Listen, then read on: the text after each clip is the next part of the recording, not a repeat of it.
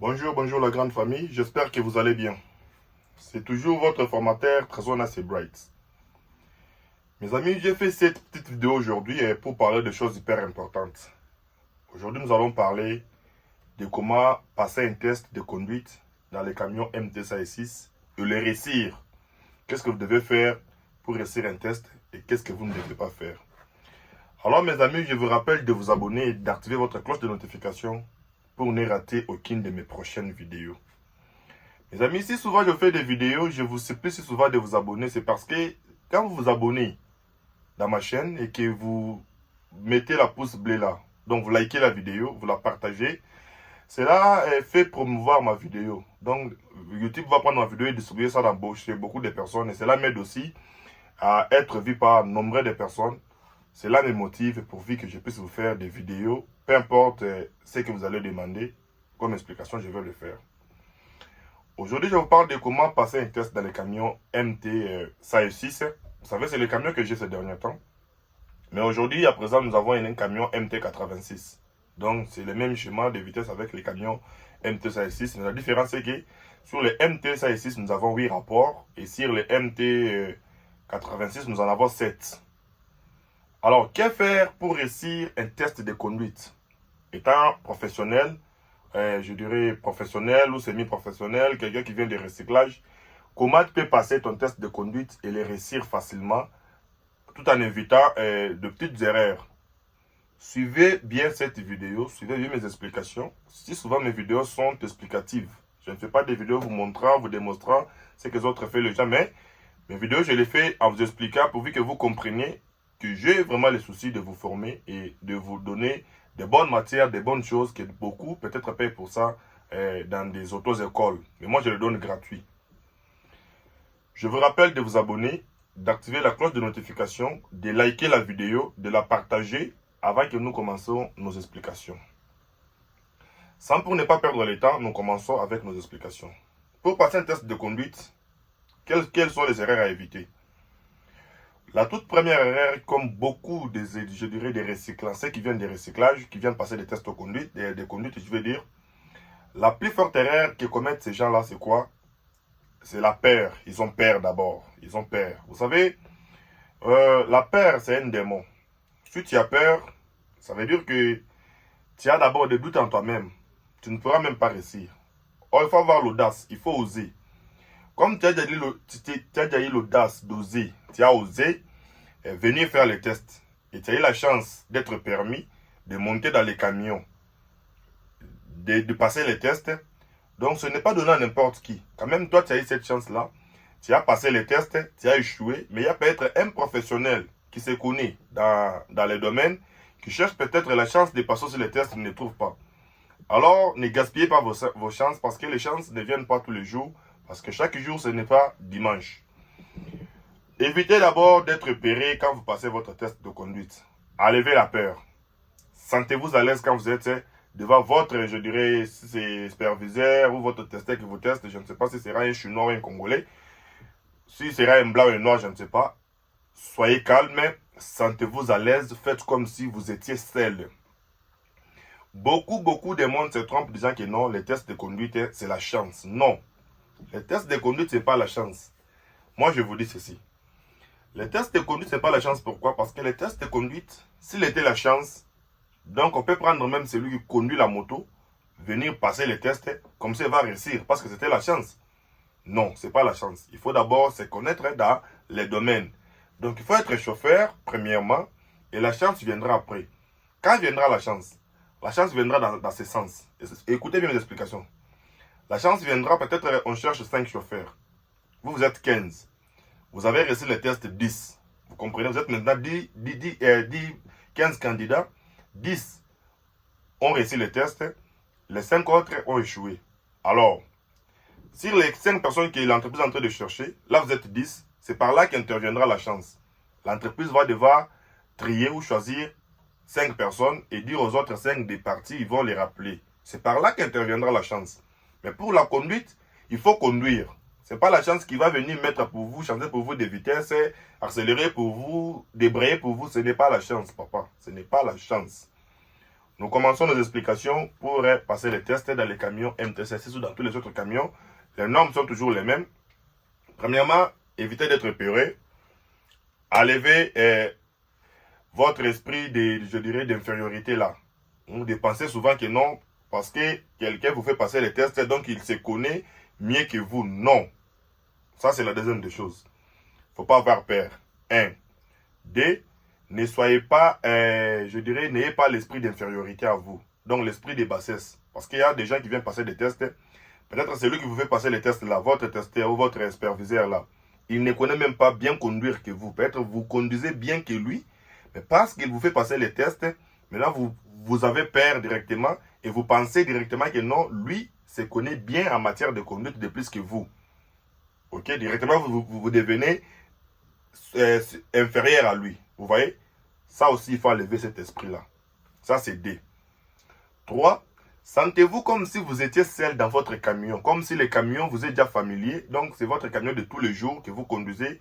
Sentez-vous à l'aise. Faites comme si celui que vous testez là, c'est votre passager. C'est vous qui lui avez appelé pour qu'il monte dans le camion et vous roulez avec lui dans le sens là. Donc, ne le considérez pas comme s'il est en train de vous faire passer un test. 3. Évitez de vous faire voir que vous connaissez beaucoup quand vous passez les tests. Ok? Peut-être tu peux être meilleur, tu connais beaucoup là, mais en venant passer les tests comme ça, tu veux démontrer celui qui te passe les tests pour lui faire voir que non, toi tu connais déjà bien. Et du coup, tu fais mal les choses et tu rates les tests. Mes amis, ce que je vous dis, c'est ce que font beaucoup de gens. Ils pensent qu'ils sont meilleurs, ou des fois ils pensent qu'ils sont inférieurs. C'est souvent les gens qui viennent des recyclages. Nos nouveaux chauffeurs que nous recyclons, il peut y avoir qu'il y a une chance de passer les tests quelque part, nous les envoyons, on va passer les tests. Directement, s'il trouvait quelqu'un qui lui passe les tests, il va penser que non, à celui-là, comme il me fait passer les tests, l'entreprise lui a confié la chance là où la charge de tester les gens, c'est qu'il se connaît. Non. Supposons que c'est une nouvelle entreprise, il n'y a pas de chauffeurs. Et ils vont tester d'autres chauffeurs. Donc la première personne ou le premier écrit là, celui qu'on va recruter en premier, celui-là sera votre testeur. Il peut même recruter un recycleur qui vient passer comme ça, il l'appelle, tu peux rouler, oui, il roule comme ça, comme tu roules, il n'y a pas moyen de le tester. Aide-nous à tester les autres. Du coup, il commence à vous tester, mais lui-même là ne connaît pas bien rouler ou conduire, je veux dire, que vous. Vous voyez? Donc, enlevez la peur, enlevez l'esprit d'infériorité, sentez-vous à l'aise dans votre camion, considérez votre testeur, votre superviseur comme s'il était votre passager, c'est vous qui l'avez invité dans votre camion. Alors, comment réussir le test de conduite? Pour réussir le test de conduite, il faut bien respecter vos rétroviseurs pendant les tests de conduite de marche arrière. Parce que dans les tests de conduite, souvent, il n'y a que des tests. Beaucoup de gens se trompent en disant que non, on peut vous triquer dans les camions. Il n'y a pas de tricage dans les camions. Il n'y a pas de tricage. On ne va rien vous triquer parce que dans les camions, il n'y a rien qu'on peut vous triquer. Mais si c'était le petit camion, je dirais, genre quoi, le Land Cruiser ou autre là, ils peuvent vous triquer. Et je peux aller plus loin pour vous dire, dans les camions hauts aussi, on peut vous triquer. Mais quand on fait passer les tests, on n'a pas besoin de triquer les candidats. Parce que si on vous trique, qui va réussir? Ils ont besoin de chauffeurs. S'ils vous triquent, alors qui va réussir les tests? Je vais vous parler de certaines méthodes de tricage dans les camions. Par exemple, dans les camions MT-6.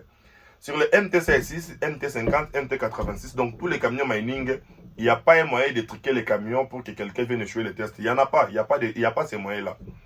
Mais si nous partons plus loin sur les camions, je dirais, les camions chaque mois, peut-être, oui, chaque mois. Donc, tous les camions qui baignent avec des vitesses, je ne sais pas si vous me comprenez, tous les camions pour soulever la benne qui demandent mettre la vitesse. Ce genre de camions, on peut aussi vous triquer. On peut vous triquer comment? On peut activer la commande de bennage. Du coup, si la commande de bennage est déjà activée et que vous venez, vous mettez votre vitesse en place pour rouler, vous commencez à accélérer comme ça, c'est la benne qui va commencer à monter au lieu que le camion avance. Mais si souvent, ce n'est pas la première vitesse qui fait monter la benne. Carrément, il faut prendre la vitesse, je dirais, bon, il fait un peu chaud, j'ouvre un peu la portière parce que le camion n'a pas de clim. Il faut prendre la vitesse qui est, je dirais, je dirais minimum. Hein. Donc, si le camion a 10 vitesses, il faut prendre la moitié. La moitié sera la 5e vitesse pour baigner avec. Si les camions à 9 vitesses, carrément, il faut prendre la 5e encore. Si ça a 12, il faut prendre la 6e. Ce genre de camions-là qui viennent avec des vitesses. C'est comme ça que ça fonctionne. Là, ils peuvent vous triquer, ils activent la commande de bénage, du coup, ils laissent les camions comme ça. Quand vous venez pour rouler là, vous montez dedans et vous mettez votre test en place, vous vouloir aller, du coup, peut-être que vous avancez, la benne aussi continue de monter et vous échouez votre test. Mais ce n'est pas obligatoire que les testeurs le fassent parce qu'ils ont besoin des chauffeurs. Ça, ce sont des commandes qui peuvent vous expliquer parce que vous pouvez être chauffeur d'un camion MT-6 que vous avez commencé à conduire depuis peut-être 10 ans, 15 ans, dans la MT-6. Du coup, vous vous retrouvez sur un eau. Pour conduire, vous allez conduire parce que tous les camions ont les mêmes fonctions. Donc, ça fonctionne toujours de même. Bien que là-bas, il y a les répéteurs ou les sélecteurs, autrement appelés. Mais sur les MT, il n'y en a pas. Sinon, de toute façon, vous roulez avec les MT, c'est de la même façon que vous allez rouler avec le haut. Ça demande toujours le double embrayage, la réduction, ça demande toujours de l'eau. Il y a toujours les mêmes normes. Du coup, si vous roulez bien, il remarque que vous roulez bien peut-être au haut et que vous ne savez pas comment bénir, ils doivent vous montrer carrément, non, ici on baigne comme ça, vous n'avez jamais béni avec ça, ils vous montrent, c'est tout, c'est comme ça. Et qu'est-ce qu'il faut ne pas faire pour ne pas rater les tests? Je vous ai dit, quand vous montez dans les camions, si souvent, saluez votre testeur ou votre superviseur, c'est lui qui vous fait passer les tests là. L'instructeur, saluez-les. Bonjour messieurs. Bonjour, bonjour. Vous faites familiariser. Si peut-être vous voulez causer une minute, oui, il n'y a pas de problème. Et si vous dites, vous posez des questions déjà, avez-vous déjà travaillé quelque part? Combien d'années d'expérience avez-vous? Tout ça, tout ça. Que vous soyez professionnel ou que vous ne le soyez pas, dites-lui que vous n'avez jamais travaillé. Ok? Ça, c'est la première des choses à dire. Vous n'avez jamais travaillé, par exemple. Bon, je n'ai jamais travaillé, ça c'est mon premier travail. Ou dites-lui, vous venez de laisser un travail, ou bien vous avez un véhicule que vous avez laissé dehors, vous êtes venu passer les tests. Ok?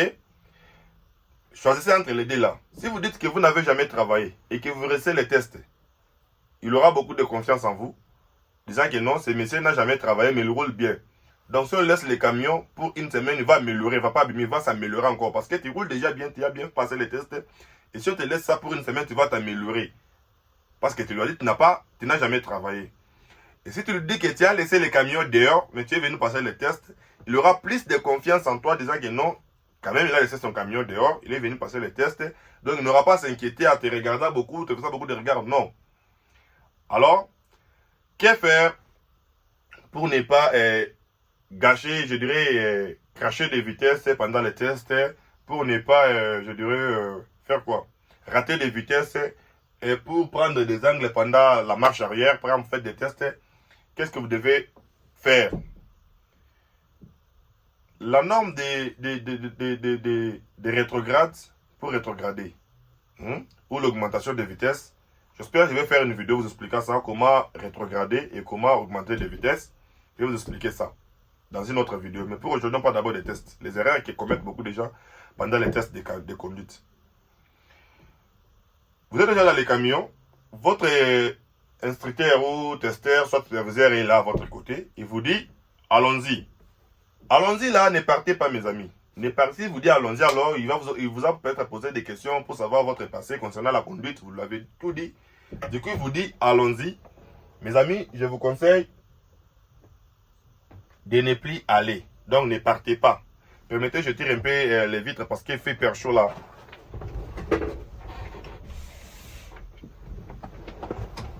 Je vous dis mes amis, ne partez pas si vous disiez allons-y, ne partez pas. Pourquoi ne pas aller?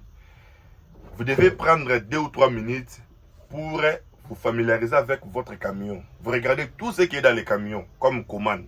Vous regardez des boutons, vous regardez votre levé de vitesse, les repères du rapport de vitesse, comment ils sont. Il y a première et où, deuxième et où. Peut-être que vous n'avez jamais conduit ce camion-là. Vous cherchez votre ceinture de sécurité, vous la trouvez dans les camions MT. Il y a d'autres camions MT qui ont des ceintures de sécurité ici. Mais sur celui-ci, la ceinture de sécurité est sur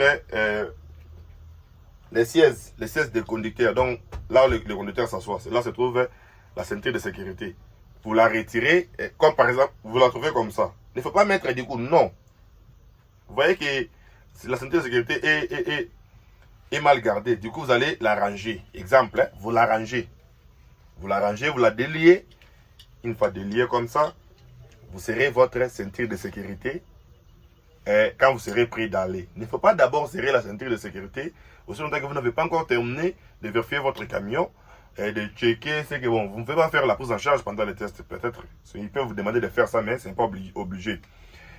Vous regardez ce que vous regardez. Du coup, vous ajustez votre siège selon votre taille. Dans les camions MT-6, il y a 3 façons d'ajuster la siège. Je dirais 4. Si je ne me trompe pas, 4. Je vous montre. La première façon, c'est de faire gonfler l'air ici. Vous voyez ces boutons? Ces boutons nous font gonfler de l'air dans la siège. Donc, si peut-être vous êtes chétif, vous pouvez utiliser ces boutons. Si vous l'appuyez de ce sens, c'est pour faire sortir de l'air. Il va descendre. Regardez par exemple. Vous voyez? Là, je suis descendu jusqu'en bas. Ok? Si je vais encore remonter, supposons que je suis géant et que cette taille ne me plaît pas, je vais faire comment? Je vais devoir monter. Je vais appuyer dans ce sens. J'appuie comme ça. Vous voyez? Là, je suis à fond.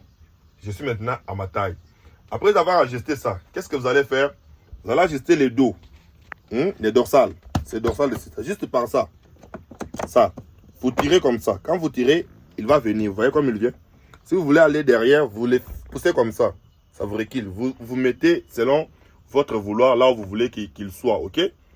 Après avoir fait ça, vous allez venir ici, dans les camions MT-16. Vous voyez ça? Ça, c'est pour faire bouger la chaise comme ça. Vous voyez? Elle bouge. Mais il ne faut jamais tirer ça avec les mains. On ne tire pas ça avec les mains. C'est fait pour tirer avec les pieds. Comment on tire ça avec les pieds? C'est avec les talons. Les talons des pieds ici. Ces talons, vous allez attirer ça. Qu'est-ce que vous allez faire? Vous allez faire comme ça. Vous faites comme ça. Du coup, vous faites bouger, ça bouge. Vous voyez? Avec les talons. Vous calez, vous bougez là où vous voulez, ça bouge. Ça, c'est la troisième des choses à régler. La quatrième, vous allez venir ici. Vous venez ici. Vous voyez ça? Vous tirez comme ça. Ça fait monter comme ça. Ça aide à monter. Ça, c'est pour monter le devant de la chaise. Ça monte devant. Alors, ça de l'autre côté, c'est pour les derrière ici. Pour faire gonfler les derrière. Vous voyez, c'est descendu. Si je fais genre avancer, ça monte encore. Vous laissez. Après avoir tout arrangé, après avoir tout réglé, du coup là, vous allez faire quoi? Vous allez maintenant serrer votre ceinture de sécurité, tourner la clé de contact, pour mettre les camions en marche. Ok? J'espère que je vous ai tout expliqué. Je vous demande, mes amis, de vous abonner, d'activer la cloche de notification pour ne rien rater dans mes prochaines publications. Merci.